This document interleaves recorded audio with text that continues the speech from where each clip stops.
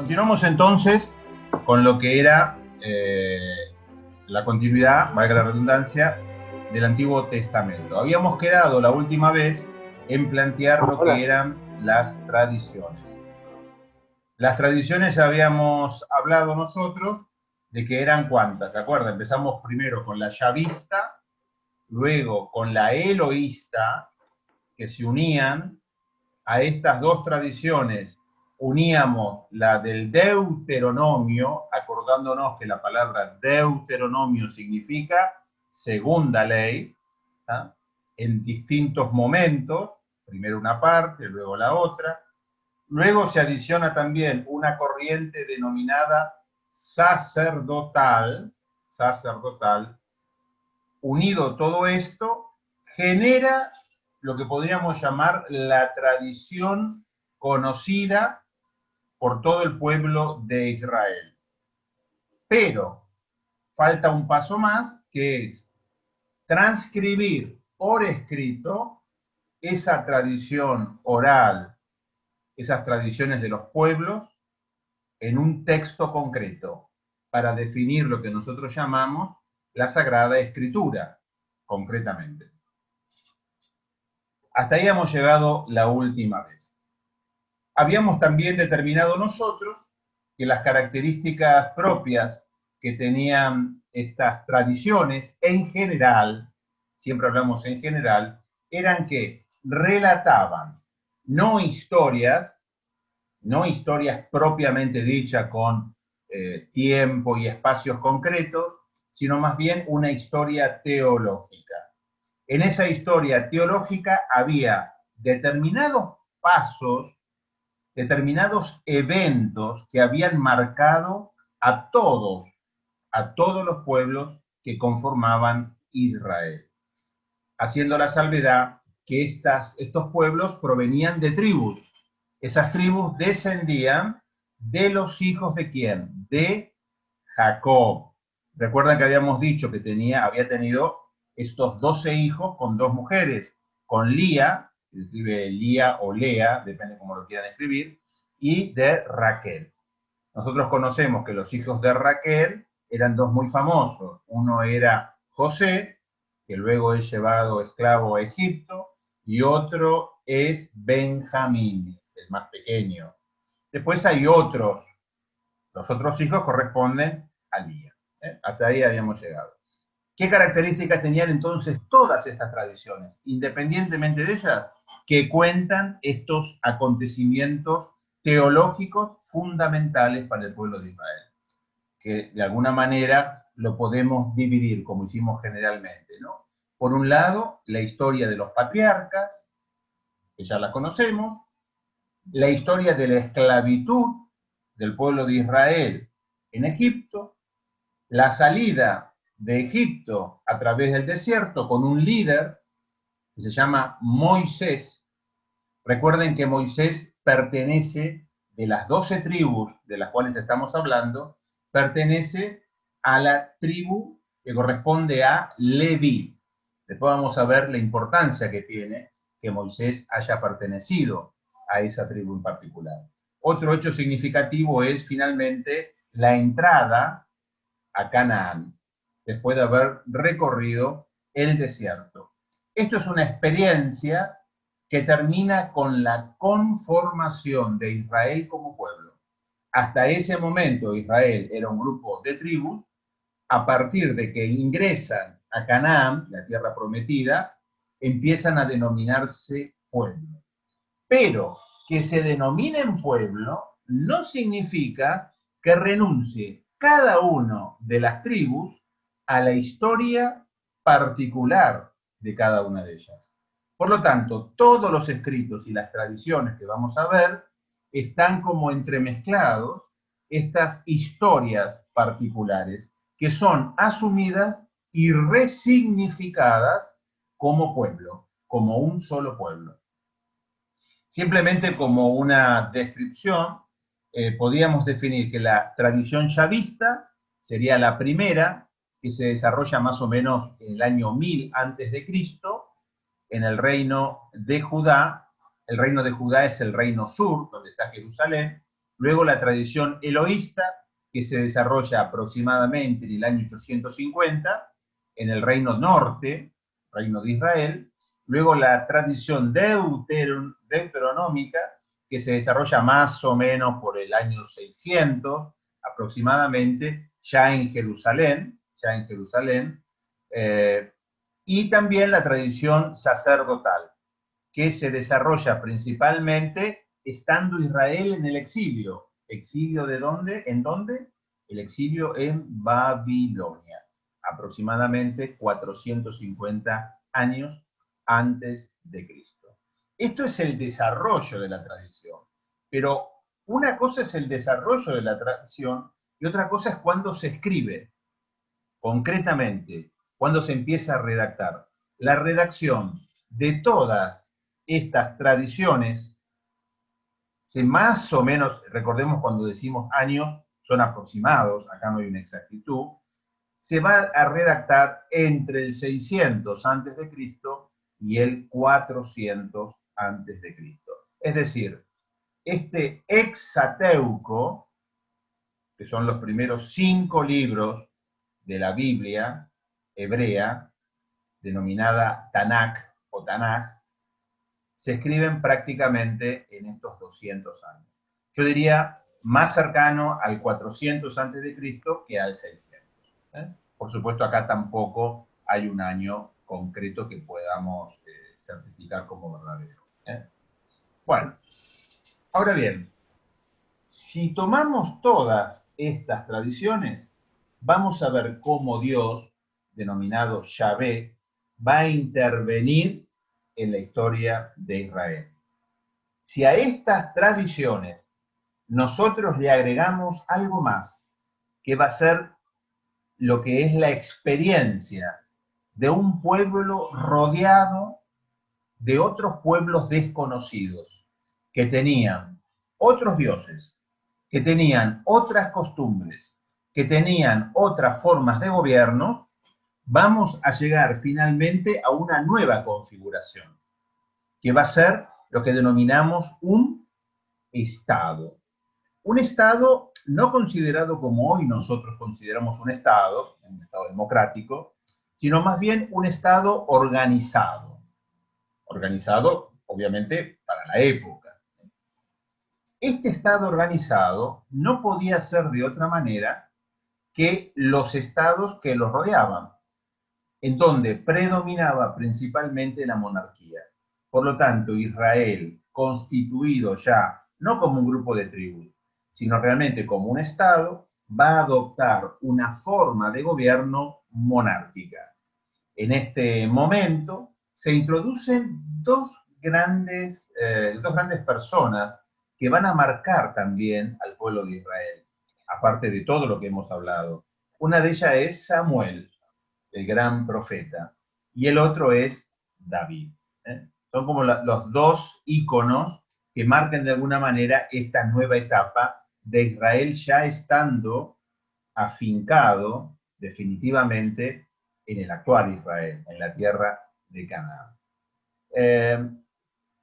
Se desarrolla todo el estado monárquico, como pasa siempre, habitualmente, de alguna manera los reyes no responden exactamente al plan de Dios y como no puede ser de otra manera, van a empezar a surgir voces.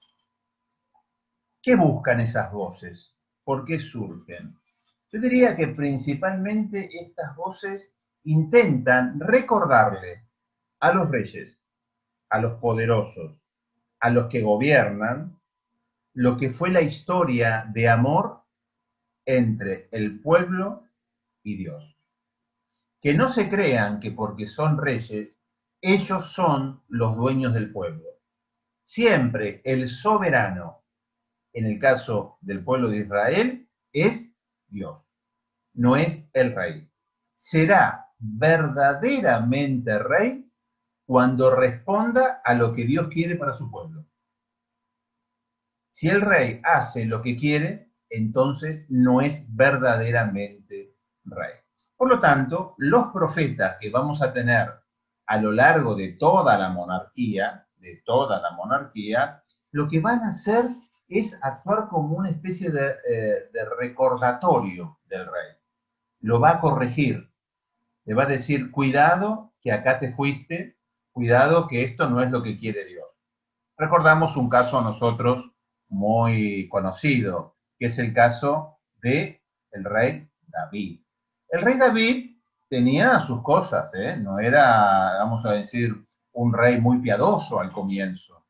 Y conocemos nosotros hechos, eventos muy conocidos, en los cuales David viola la ley de Dios.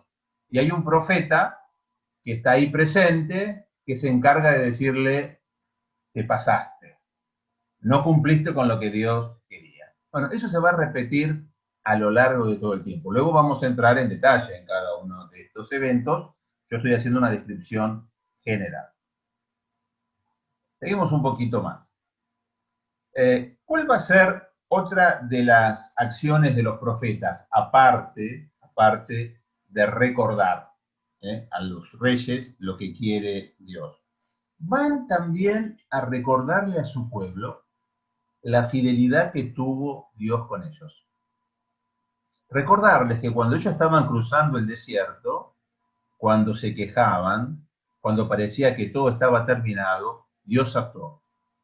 Recuerden ustedes la fuente de Meribá, cuando Dios hizo salir agua de las piedras.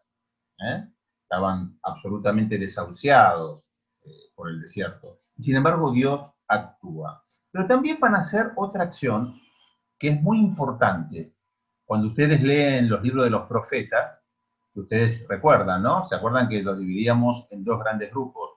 Por un lado, los profetas mayores, por otro lado, los 12 profetas menores. Lo que van a hacer estos profetas es, van a realizar una asociación literaria de todas las tradiciones que ellos tenían.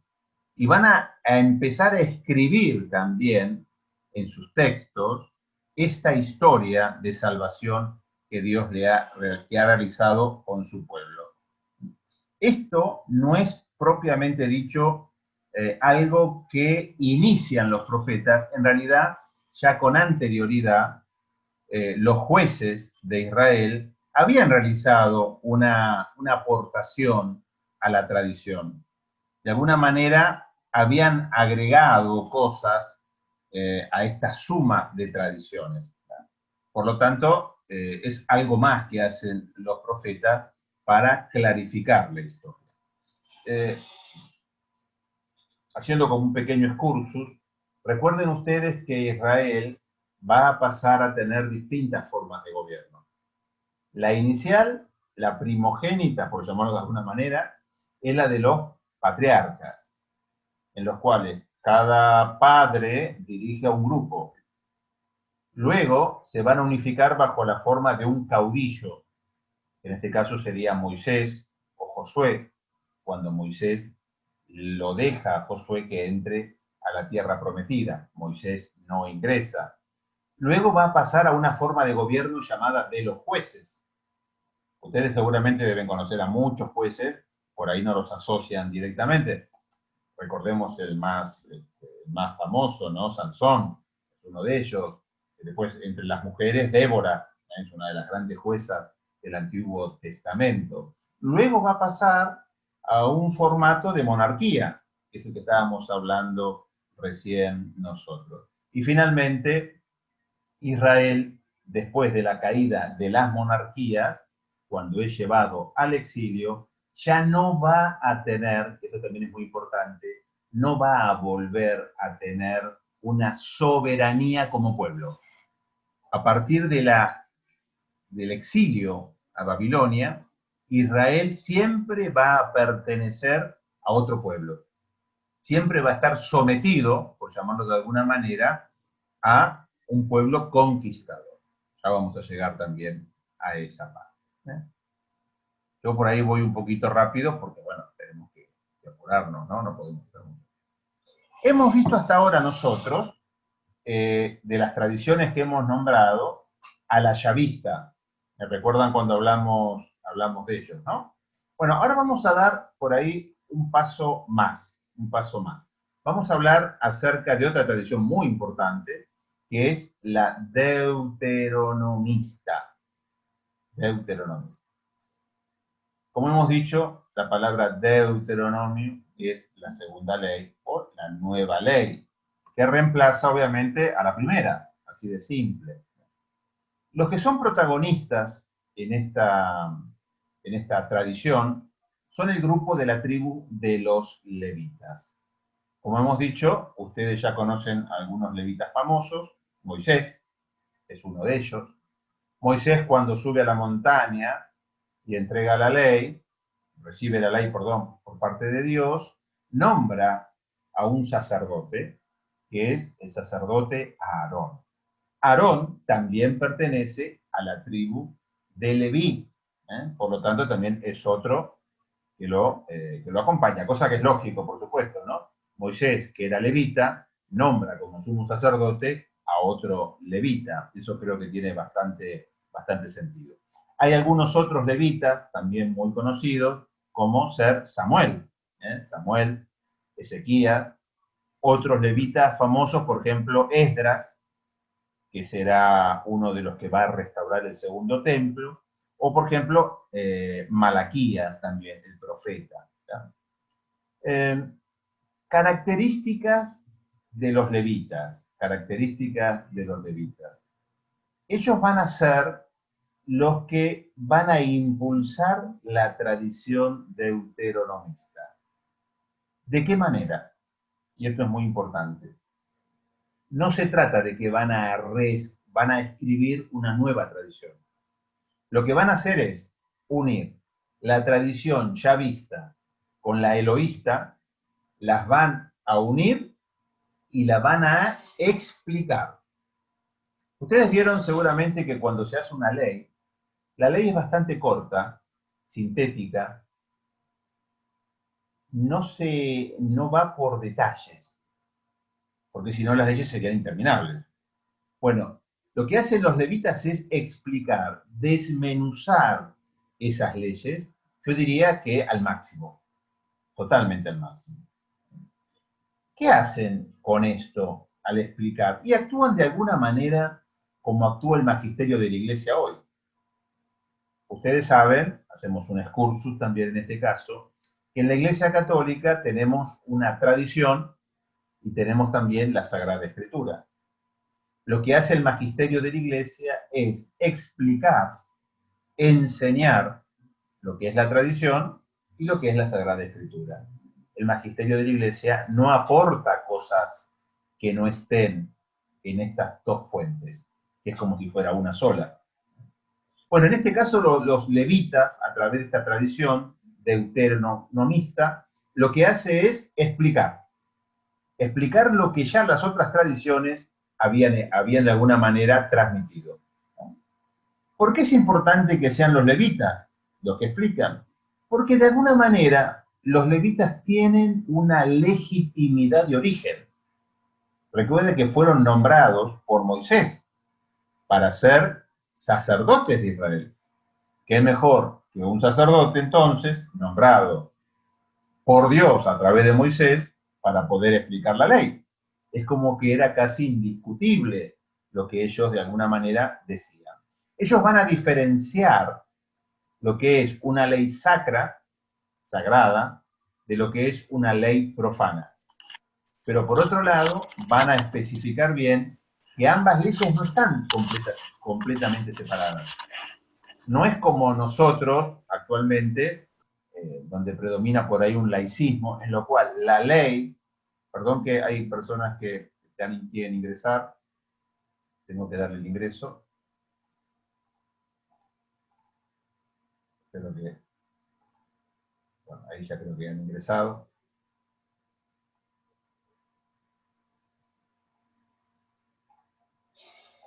De alguna manera, la ley sacra y la ley profana van en paralelo.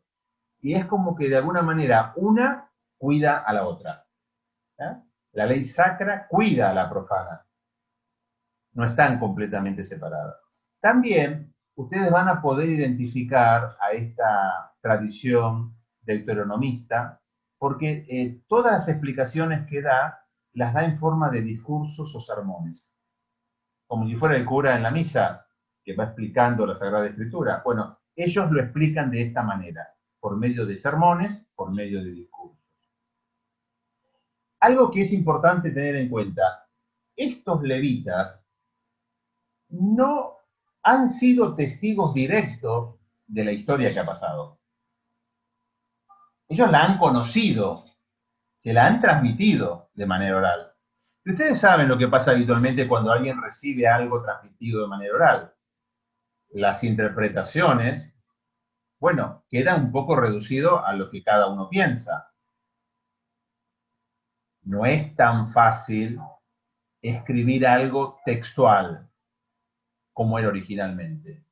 Por eso decimos que, por un lado, es algo nuevo, pero por otro lado también mantiene el origen, no con exactitud, no con exactitud. Otra característica de estos levitas, con esta tradición, es que van a instaurar, y yo creo que si acá hay alguno que conoce de esto seguramente lo recordará, lo que son las fiestas cultuales. Todo lo que nosotros hoy conocemos, por ejemplo, como las fiestas del sábado, del Shabbat. No sé si está Jorge, a ver si lo veo a Jorge, porque él seguramente de esto también sabe mucho.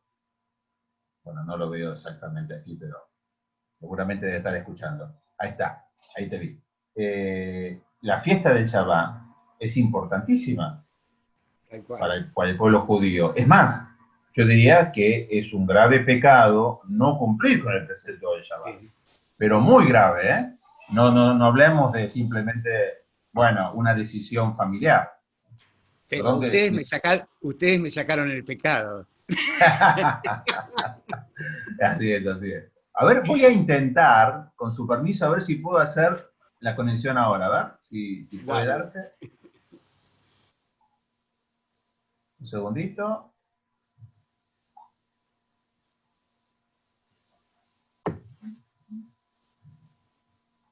Ah, pero creo que no lo permite.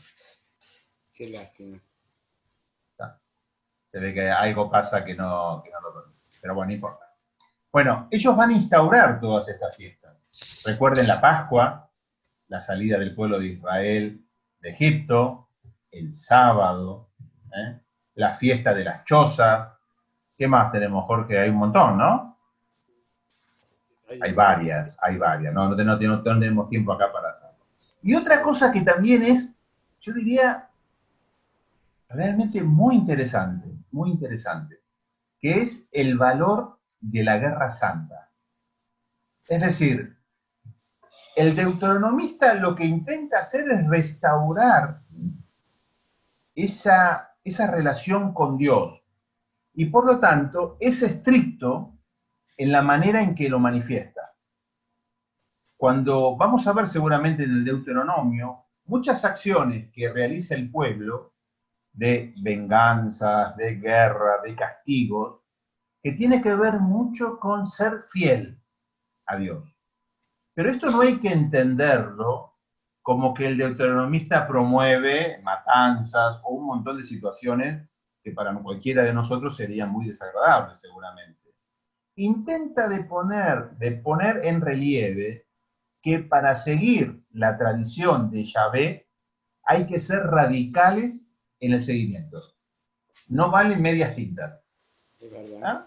No se trata de personas que buscan el odio o que buscan la matanza de nadie, sino que buscan la fidelidad expresada en forma de guerra santa.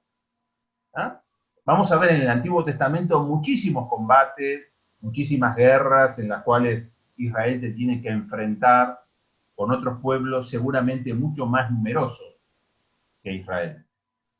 Y sin embargo, a pesar de esa desventaja aparente, como el pueblo es fiel, Dios termina actuando en favor del pueblo. En definitiva, los levitas, recordemos, los levitas, descendientes ¿de quién? De Aarón. Que vienen todos los de Aarón, porque ya Aarón era levita. que también vienen de Moisés, que también era levita, van a ser los encargados de manifestar esta fidelidad a ultranza con Yahvé. Y van a tener una actividad, es un término técnico este, una actividad parenética, discursiva. Nosotros conocemos, fíjense qué interesante es relacionar a veces los temas, ¿no? Nosotros conocemos a un gran orador que tiene discurso parenético, que es del cristianismo. Se llama Pablo, Pablo de Tarso. Cuando Pablo habla, bueno, las montañas se mueven, concretamente. Qué curioso, Pablo era un judío observante y un conocedor de la ley. ¿Por qué Pablo habla de esta manera? Porque es la forma en la cual él estaba acostumbrado y él aprendió, en definitiva, a través de discursos fuertes, concretos, decididos, nada de segundas intenciones, ser directo en el mensaje de Dios. Para que vean ustedes cómo está todo absolutamente relacionado. Y de hecho, este es un dato interesante para que ustedes también lo tomen. Moisés es la gran figura del Pentateuco, sin lugar a duda. Está arriba. Tal cual. Totalmente. Pero fíjense, Moisés, a pesar de acompañar al pueblo, y vaya que el pueblo le dio dolor de cabeza, al pobre Moisés, Moisés no llega a entrar a la tierra prometida. De alguna manera, ahí está preanunciado que hay una discontinuidad.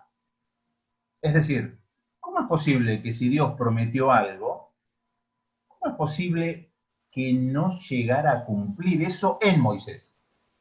Siendo Moisés el jefe del pueblo de Dios. Bueno, nosotros los cristianos tomamos esa imagen de ese Moisés que no puede entrar a Canaán. Recuerden que el pueblo de Israel, recuerden el mapa cuando lo pusimos, entra por el este. ¿tá? No entra por el sur, sino que entra por el este.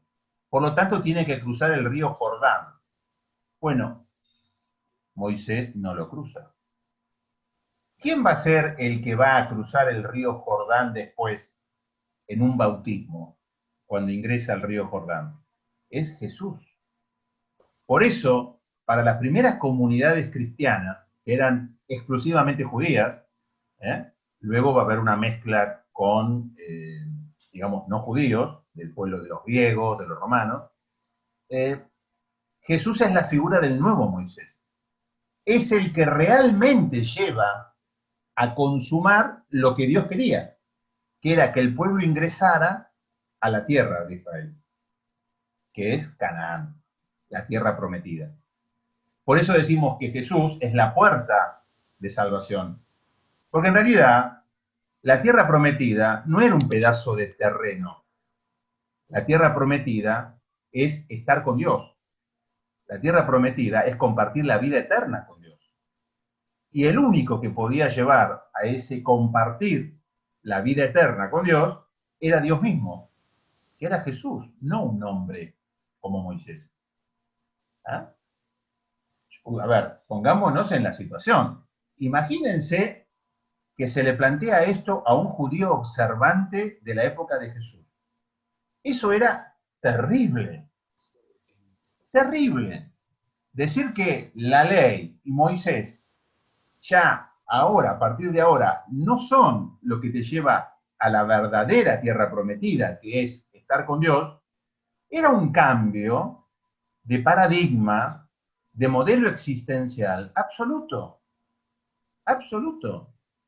Por eso no fue tan fácil este primer cambio. De hecho, las primeras comunidades judeo-cristianas son expulsadas directamente de todas las sinagogas, de todas, porque lo que proponían era un cambio realmente absoluto del paradigma de Israel. Otra cosa que van a hacer también los levitas, recuerden que seguimos en la tradición deuteronomista, Otra cosa que van a hacer los levitas también es de alguna manera, vamos a decir, anticipar las reformas que los reyes luego harán en todo lo que es el culto de Israel. Hay un rey en particular que se llama Josías, que va a ser el que haga las grandes reformas del culto de Israel. Estos levitas es como que preparan el camino para que Josías realice estas modificaciones. Sigamos un poco más. Otra actividad que tenían los levitas era cuidar algo muy valioso para Israel, que era el tabernáculo. ¿Recuerdan el tabernáculo, no? Cuando hablamos la reunión pasada, que el mismo David había llevado el tabernáculo hasta Jerusalén en una procesión.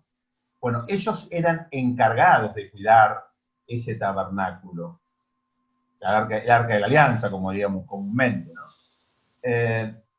Por supuesto, una vez que el arca de la alianza, el tabernáculo, estaba en Jerusalén y se instaura el templo, estos mismos levitas van a ser los encargados de cuidar el mismo templo. Y por lo tanto, dentro de la tribu de Leví vamos a encontrar como dos grandes grupos. Por un lado, lo que son los sacerdotes, que van a ser los encargados directos de cuidar el templo. Pero por otro lado, van a estar los levitas, que son la mayoría, que no son sacerdotes, que van a ser los encargados de sostener, a través de la asistencia al templo, el culto. Los levitas también van a ser los que van a instaurar el aporte al templo. Recuerden esto, que lo podemos encontrar en el Testamento, en el Evangelio, perdón, estos hechos concretos, cómo Jesús está ahí en la puerta del templo, cómo la gente va a poner dinero, cómo está el publicano que humildemente se acerca al templo, y cómo está el fariseo que quiere que todo el mundo vea que pone monedas, que reza, que es piadoso. Bueno, esto ya venía de la época de los levitas. Y otra cosa muy importante, porque a mí me gusta relacionarlo con el Nuevo Testamento, es que el cargo de sacerdote de la tribu de Leví era hereditaria. Para que sea verdaderamente sacerdote, debía tener esa legitimidad de origen. Es como si uno se remontara generacionalmente hasta Aarón, que fue uno de los levitas, de los primeros levitas. En época de Jesús existió un problema. Había un sacerdote, ¿no? ¿Ustedes recuerdan cómo se llamaba? Esto es fácil para ustedes. Bueno, había dos en realidad. Sumo sacerdote, ¿no? Que nos juzgan a Jesús. Caifás. Sí. Caifás. Y Anás también, ¿no? Bueno, es sí. Como que, fíjense como que estaban ahí los dos, de alguna manera, vamos a decir, pensando en cómo destruir a Jesús. Ahora, ustedes tienen que tener esto en cuenta. Estos sumos sacerdotes, y muchos de los sacerdotes de la época de Jesús, ya no eran descendientes de Aarón. Dicho de otra manera, la institución sacerdotal se había degradado. No eran verdaderamente sacerdotes. Por eso, justamente, es que estos sacerdotes van a tratar de destruir rápidamente a Jesús. Porque Jesús les mostraba al pueblo que ellos no eran verdaderamente sacerdotes. Jesús era un peligro para ellos. Peligro político. Sí. Peligro político, si se quiere. Sí. Así que fíjense que había otros motivos más allá del cultual, específicamente. Es decir, en tiempos de Jesús, cada grupo de los que existían tenían un motivo que no tenía nada que ver con el religioso, por el cual matar a Jesús. Por ejemplo, Pilato tenía un motivo político. Jesús era un problema, no por lo que creía o por lo que decía ser, sino por lo que promovía la hermandad, donde ya no hay diferencia de raza, de nada, entre las personas. Para un pueblo romano donde existían los estratos claramente identificados, evidentemente era una amenaza. Si ustedes se fijan, el mismo Juan el Bautista, termina muriendo, siendo asesinado. ¿Por qué motivo? Porque no le caía bien a Herodías, la mujer de Herodes. Porque Salomé bailó y le pidió la cabeza. No, no muere por eso. Juan el Bautista muere porque Juan denuncia a los gritos, a todo el pueblo, que Herodes es un falso rey, por un lado, y ha cometido adulterio, por otro lado. En esa época, las instituciones del antiguo Israel habían quedado muy degradadas. No solamente el culto sacerdotal, sino también lo que era, vamos a decir, la sucesión monárquica. De hecho, Herodes no era ni siquiera judío. Herodes era idumeo, o sea que ni siquiera pertenecía al pueblo de Israel. Fíjense cómo uno, a partir del reconocimiento de lo que son los levitas, puede entender por qué actuaban así en tiempo de Jesús los sacerdotes. Porque no tenían legitimidad de origen, básicamente.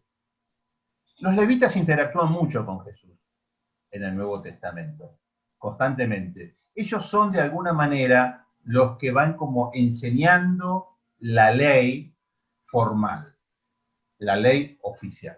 Había otro grupo en tiempo de Jesús que era el grupo que enseñaba la ley, vamos a decir, al pueblo, ¿no? De manera más cercana, que eran los, empieza con F. Fariseos. Ahí está. Díganlo porque ustedes lo saben. Ustedes lo saben, claro. Ustedes lo saben. Bueno, claro. Los fariseos de alguna manera eran los que bajaban la ley a los sectores más bajos del pueblo. Por eso, obviamente, Jesús tiene mucho encuentro con los fariseos. Porque Jesús, recuerden, no era una persona que se movía en las altas esferas del templo. Jesús era más bien de moverse entre el pueblo, curar a los enfermos, a los leprosos, a los paralíticos, a los pecadores. ¿Ustedes imaginan un sacerdote del templo compartiendo algo con un pecador? Eso era impensable. Recuerden las 613 leyes que tenía que cumplir un judío para merecer el cielo. O sea que realmente era impensable eso. Otra característica de los levitas es que eran, por supuesto, hombres, los que estaban en el templo, que tenían entre 25 y 50 años aproximadamente. Luego de los 50 años, como era tradición, formaban parte de, digamos, del grupo que asistía.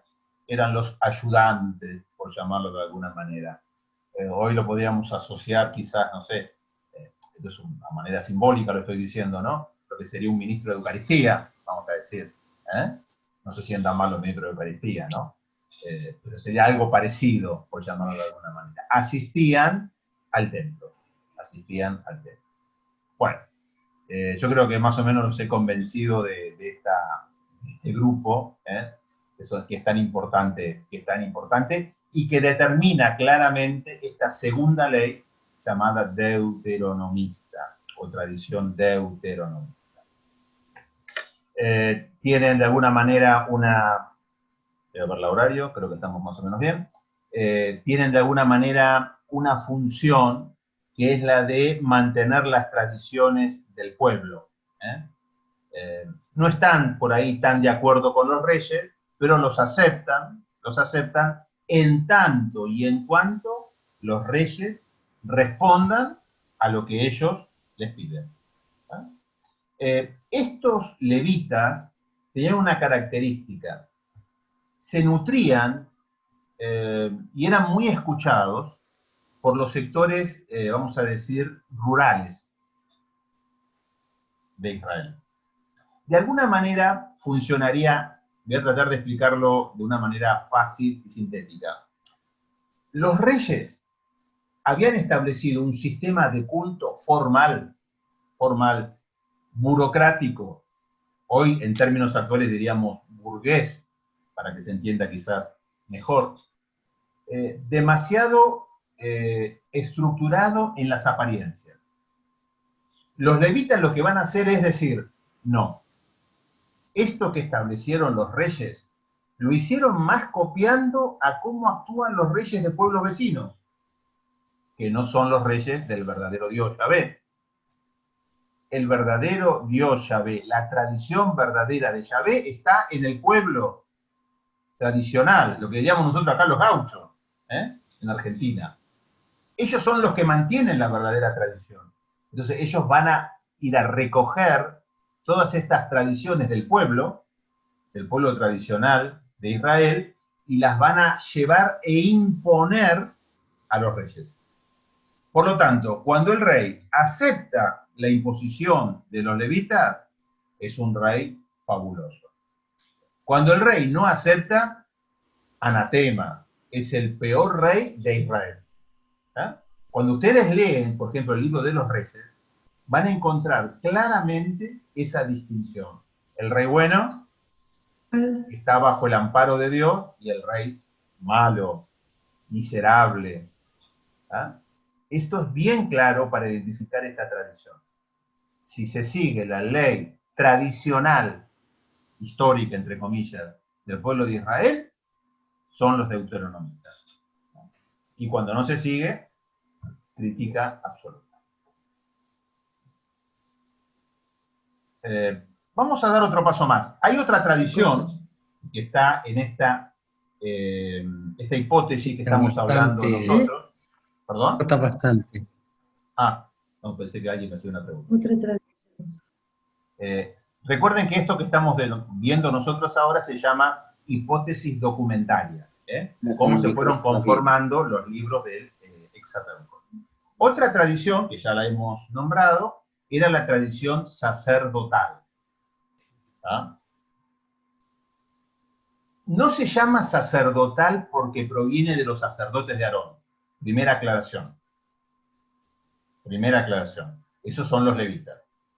Se llama sacerdotal porque básicamente intentan establecer normas sagradas que Yahvé le ha dejado para el bienestar de Israel. Personajes claves en esta tradición sacerdotal: Esdras, el que va a ser luego el que va a instaurar el segundo templo cuando el pueblo de Israel regresa del exilio, van a ser los que instauren una tradición que en el pueblo de Israel es muy importante, la tradición de la circuncisión. Quizás ustedes asocian circuncisión a la época de Abraham, muy antigua. Pero esa tradición, recuerden, era una tradición del padre Abraham, no del pueblo de Israel. Esta corriente sacerdotal lo va a ampliar a todo el pueblo y lo va a instaurar como un signo de identidad. Y ustedes se preguntarán, ¿por qué van a hacer esto? Bueno, acá hay una manera fácil de poder saberlo. Yo diría que una manera fácil, ¿saben cuál sería? Analizar en qué momento esta tradición sacerdotal escribe o se desarrolla.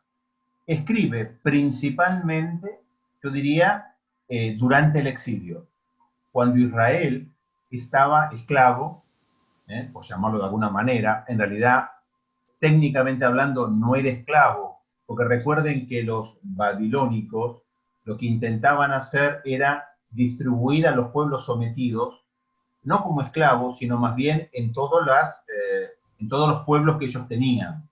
Los repartían, de tal manera que perdieran sus raíces. Bueno, claro, pero ellos no contaban que a pesar de hacer esto, este grupo llamado sacerdotal, esta teología sacerdotal, lo que va a hacer es instaurar cultos en un lugar alejados del templo. Claro. Porque cuando uno tiene el templo, es más fácil. Hagamos un ejemplo. Imaginemos nosotros los cristianos hoy. ¿Podemos ir a misa? Sí, No. no podemos. En la mayoría de los casos, lamentablemente, está prohibido. ¿Eso significa que nosotros dejamos de realizar el culto a Dios? No. Porque Dios está en cada uno de nosotros y aparte como comunidad. Esa es la experiencia del exilio. Están en un lugar donde no hay altar, donde no pueden hacer sacrificios, pero sin embargo necesitan seguir enseñando y transmitiendo el culto porque Dios se lo ha regalado, porque Dios se lo ha pedido. Entonces surge esta tradición sacerdotal que va a restaurar ese culto casi olvidado en algunos casos, casi olvidado. ¿Y qué va a hacer este culto sacerdotal? Bueno, restaura estas dos tradiciones que yo le nombré, ¿no? Por un lado, la circuncisión, elemento de identidad, y por otro lado, refuerza el sábado. El sábado debe ser considerado como algo absoluto. Pecado terrible realmente si no lo cumplía. Como hemos dicho, personajes vinculados a la tradición sacerdotal, Esdras, por un lado, importantísimo, va a tener que ver mucho con el libro de los números del Pentateuco. Recuerden que el libro de los números establece una serie de leyes muy importantes y por lo tanto, obviamente, este grupo sacerdotal va a tener mucho que ver. Van a también a relatar la historia de Josué. ¿Por qué relatan la historia de Josué en particular? Porque como Josué es el que entra a Canaán, de alguna manera Josué adquiere una función de líder mesiánico, ¿ah? El líder que logró llegar a la tierra prometida. Y finalmente también van a desarrollar un culto fuera de Jerusalén, fuera del altar. Y esto es muy importante porque cuando Israel vuelve del exilio, esa vuelta ya no es tan extraña. No es volver a la nada, que eso hubiera sido lo lógico, ¿no? Después de estar tantos años afuera, uno vuelve y dice, bueno, ¿con qué me encuentro? Bueno, en realidad ya esta corriente teológica había desarrollado instituciones cultuales post-exílicas, que cuando Israel es liberado, pueden ser vueltas a poner en la misma Jerusalén.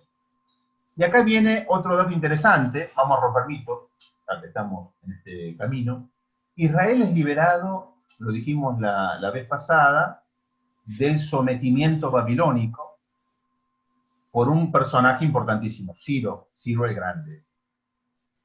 Lo que tenemos en la idea nosotros en la cabeza es que, bueno, Ciro manda un edicto de liberación, todo el pueblo de Israel se junta, se va a Canaán, a Jerusalén, y vuelven a empezar. Bueno, esto no es así.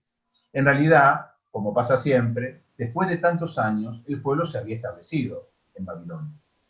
Y costó este traslado nuevamente a la tierra prometida.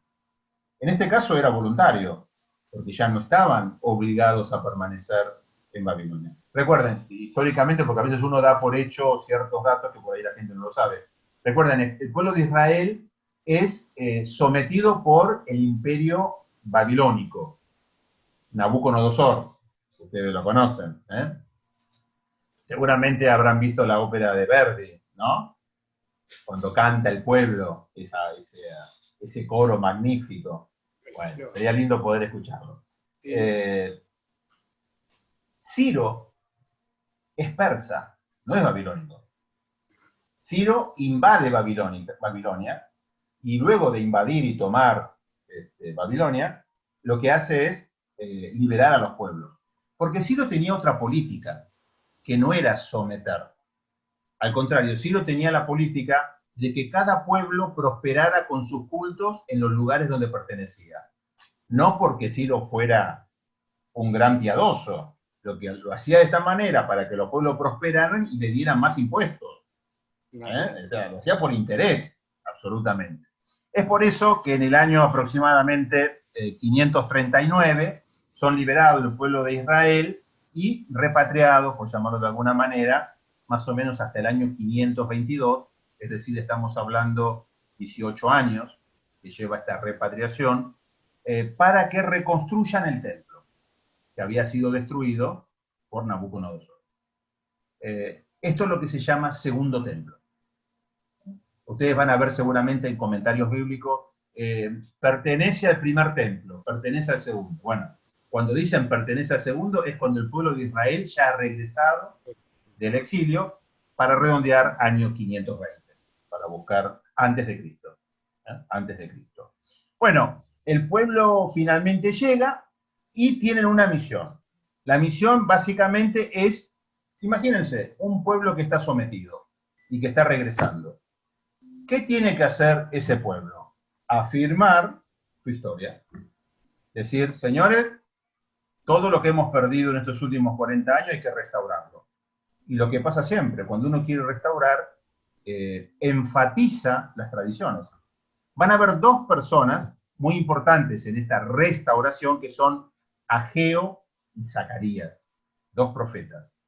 Estos dos profetas van a tener discursos, sería bueno que lo puedan leer si quieren un momentito, es cortito, no es muy extenso, van a reafirmar con discursos altivos las tradiciones de Israel. ¿Por qué? Porque hay que poner en orden la casa, básicamente. Y ahí también se produce un conflicto, que es un conflicto entre los que están llegando del exilio a Israel y los que se habían quedado, y los que eran samaritanos, que se habían quedado, que eran los judíos del norte, vamos a decir. Bueno, imagínense, estaba todo organizado y de repente tengo un aluvión de paisanos que llegan de una tierra lejana a restaurar algo que ya estaba olvidado. Obviamente, se van a empezar a crear conflictos. Por eso, entre otras cosas, no es la única causa. Por eso, en tiempos de Jesús, fíjense que el pueblo de Israel no se hablaba y eran muy enemigos de los samaritanos. Bueno, esta pelea con los samaritanos ya viene del año 520 a.C., cuando se juntan los samaritanos que ya estaban en esa tierra, más algunos campesinos que habían quedado, con las élites del pueblo de Israel. Porque recuerden que los que se habían llevado al exilio no eran campesinos, se habían llevado a los príncipes, a los reyes, a las personas de dinero, a los eruditos, a los sabios, a la casta sacerdotal, es decir, a la gente que hoy lo llamaríamos nosotros círculo rojo, ¿no? Usando un poco la terminología argentina, por llamarlo de alguna manera. Bueno, se produce un gran conflicto entre los que estaban y los que volvían. Y como pasa en los conflictos, surgen nuevos líderes. Y entonces vamos a tener acá, yo diría, dos grandes líderes. Por un lado vamos a tener a Esdras. Y por otro lado vamos a tener a Nehemías. Van a ser los dos grandes personajes que van, de alguna manera, atención a esto que es muy importante, no solamente a restaurar el templo, sino que también van a empezar a escribir, a transcribir los textos que las tradiciones yavista, eloísta, sacerdotal y deuteronomista habían estado conformando. Entonces, fíjense cómo el Pentateuco finalmente es un cúmulo de sumas, no solamente de tradiciones antiguas, sino también tradiciones que se van adicionando en la historia y finalmente de una tradición que la llamamos redacción, de alguna manera para poner un nombre, son los redactores que unifican todas las tradiciones y las ponen por escrito. Quiere decir con esto que el Pentateuco es escrito después de que Israel regresa concretamente del exilio. Imagínense de toda esta mezcla que hemos tratado de describir en estos dos encuentros, surge el Antiguo Testamento. Y por eso nos resulta a nosotros tan difícil conectar eventos que si los analizamos de manera cronológica no tienen sentido. ¿Por qué? Porque no fueron redactados cronológicamente, sino que es de alguna manera una historia de salvación. Una historia de salvación. Lo que hace Esdras y Nehemías, en definitiva, es establecer lo que hoy podríamos llamar nosotros un judaísmo como tal, ¿tá? Una identidad que había sido degradada a lo largo de muchos conflictos con anterioridad. ¿Tá? Es muy, muy importante que lo tengamos bien presente, ¿no? Bueno, obviamente que luego vendrán otras historias que nosotros lamentablemente no, por tema de tiempo no podemos abarcar. Bueno, hasta acá hemos llegado.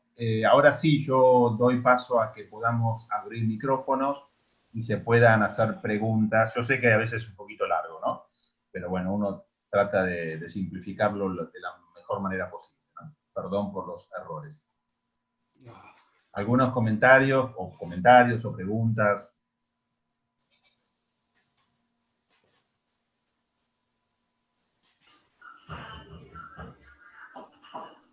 Yo tengo un problema con el sonido.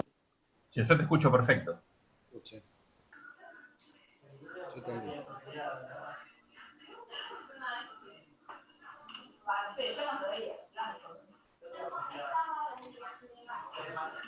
Miren, algunas cosas que hace, por ejemplo, Nehemías para restaurar la identidad del pueblo, ¿no? Por ejemplo, Nehemías, esto lo pueden leer en los libros de Nehemías y de Esdras, en el Antiguo Testamento. Por ejemplo, hay alguno que tiene encendido el micrófono y se hace interferencia, ¿eh? Ahora está, perfecto. Una de las cosas que hace Nehemías, por ejemplo, es prohibir los matrimonios mixtos. ¿Por qué? Porque busca una identidad, concretamente.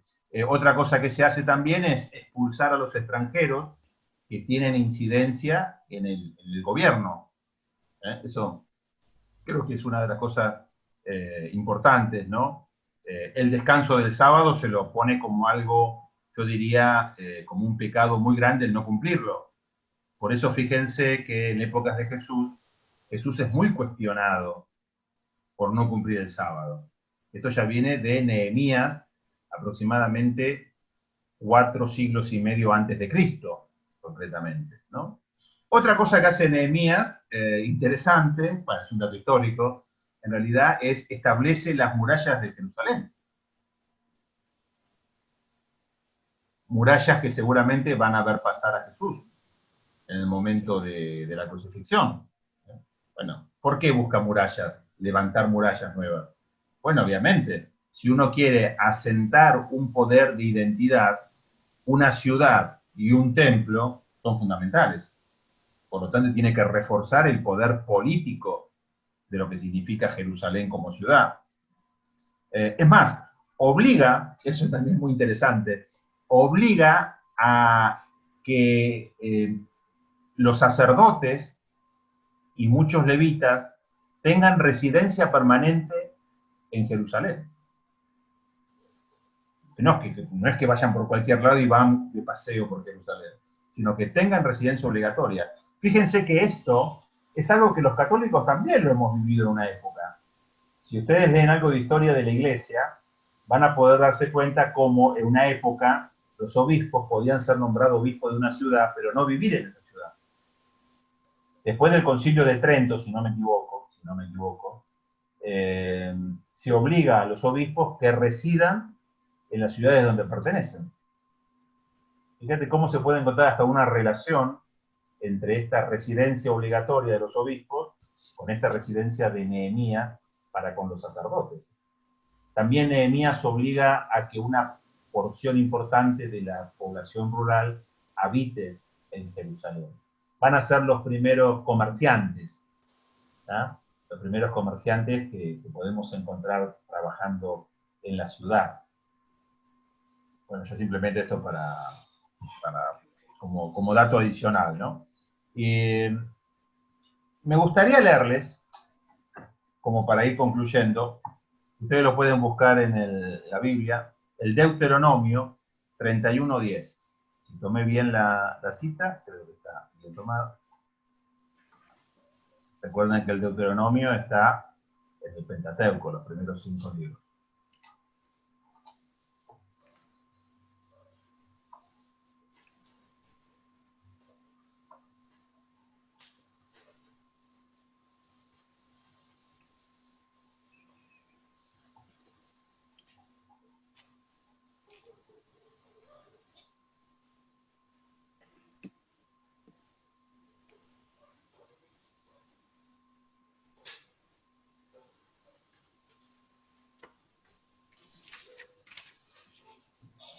Lo leo ya porque es más fácil, me parece, para todos.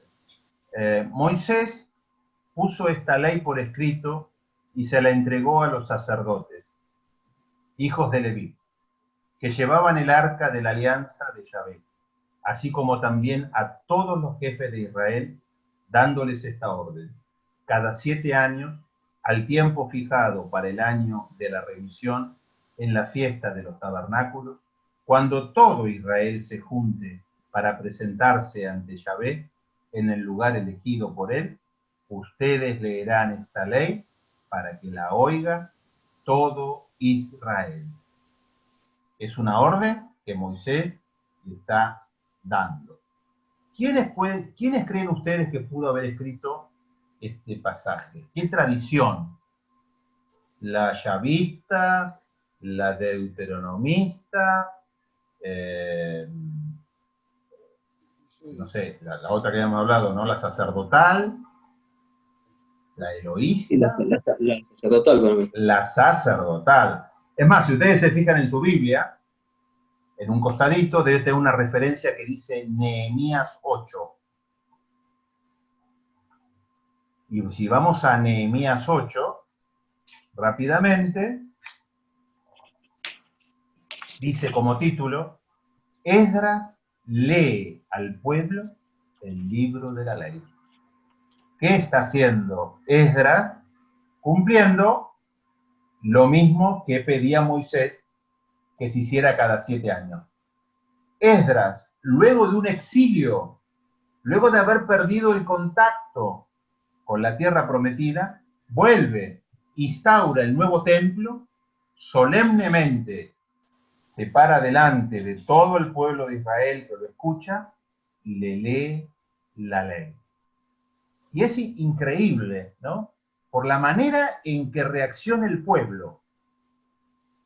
Vamos a leerlo porque realmente es algo conmovedor, ¿eh?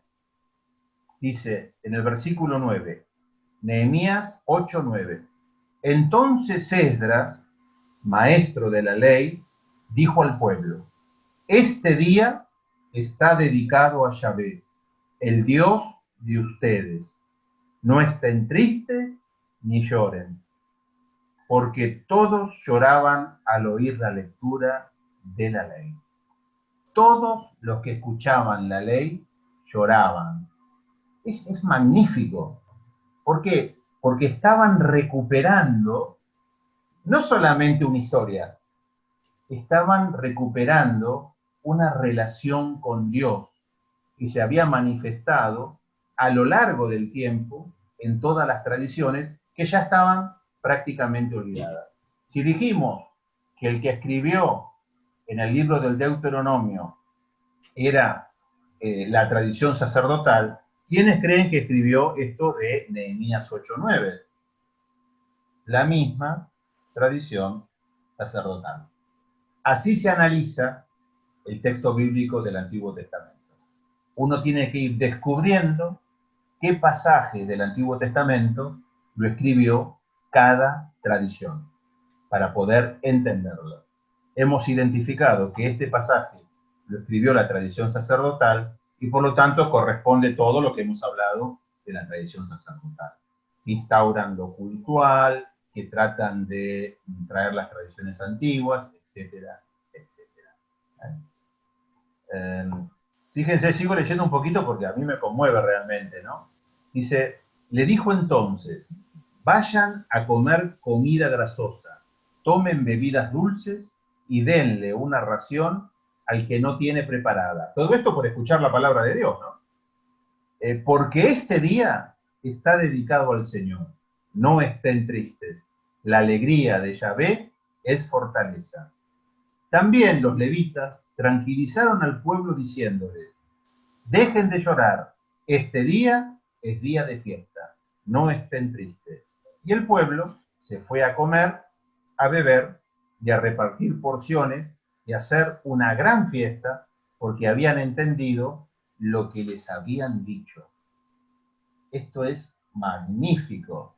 Se lo repito, habían entendido lo que le habían leído, la palabra de Dios. Y el entender la palabra de Dios produce alegría y fiesta. De hecho, hasta el día de hoy, en el pueblo de Israel, las fiestas, cuando son las fiestas de guardar, son fiestas increíbles. Realmente es baile, música, comida, pero de todo tipo, como son las comidas típicas de Oriente. ¿Por qué? ¿Porque les gusta, digamos, pasarla bien? No, porque es la alegría que proviene de alguien que entendió lo que Dios le quiso decir. Fíjense si eso no es para postrarse directamente. Entender lo que Dios te quiere decir. Pero es una cosa, pero no se puede transmitir con palabras directamente.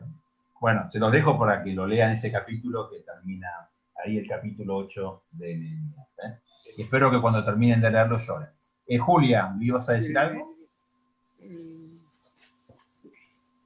No, no se te escucha. Hay un paralelismo entre lo que Moisés les exige de leer la palabra con lo que de Jesús les dice a los apóstoles que prediquen el Evangelio.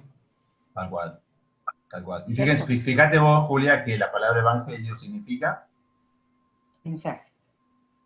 Algo más que mensaje. Alguien lo tiene que decir. Buena noticia. Alegría, claro. Buena Claro. noticia. Buena noticia. Muy bien, muy bien. Algunos dijeron la nueva noticia, ¿no? Pero también tiene otra acepción, que es la alegre noticia. La alegre noticia. ¿Ah? Por eso justamente cuando el ángel le encuentra a María dice, alégrate, llena de gracia. Le va a dar una noticia que es alegre. Pero no es que es alegre solamente por Jesús, ya era alegre porque era palabra de Dios. La palabra de Dios, claro. Y otra cosa es que, hablando de la circuncisión como signo de identidad, recuerdo que en los Hechos de los Apóstoles hay, creo que es Pedro y Pablo, que hablan de que quiere que sigan circuncidándose. O sea, cómo se mantuvo después, o sea, con todo el que vivieron con Jesús, y también después eso de que la circuncisión, cómo se mantenía. Claro, porque fíjense esto, bueno, de hecho hasta el día de hoy el pueblo de Israel sigue con la circuncisión, pero acá hay un tema importante, ¿no? Es decir, recuerden, la circuncisión viene por la tradición sacerdotal cuando estaban en el exilio como signo de identidad. Recuerden que no tenían el templo, pero a partir de Jesús, ¿cuál es el templo? Jesús. Cada uno de nosotros. Nosotros somos templo del Espíritu Santo. Ese es el signo de identidad. Esa es la circuncisión del corazón. Nosotros también estamos circuncidados, pero en el corazón. ¿Ah? No necesitamos otro signo de identidad porque ya el signo que es el templo lo tenemos en nosotros. No son las paredes de la iglesia. Claro. ¿Ah? Por eso a la iglesia nosotros no le decimos templo de manera simbólica, pero en realidad no es el templo.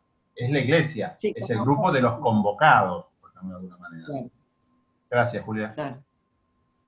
¿Alguien más? ¿Comentario? No hace falta que sea una pregunta, con comentarios es lo mismo.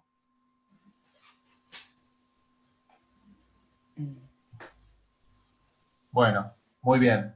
Le agradezco a todos entonces. Seguimos conectados los días miércoles, recuerden. Y ustedes, como recomendación, pueden leer, si están a gusto, leer el libro de Nehemías y Esdras, son muy, muy cortitos.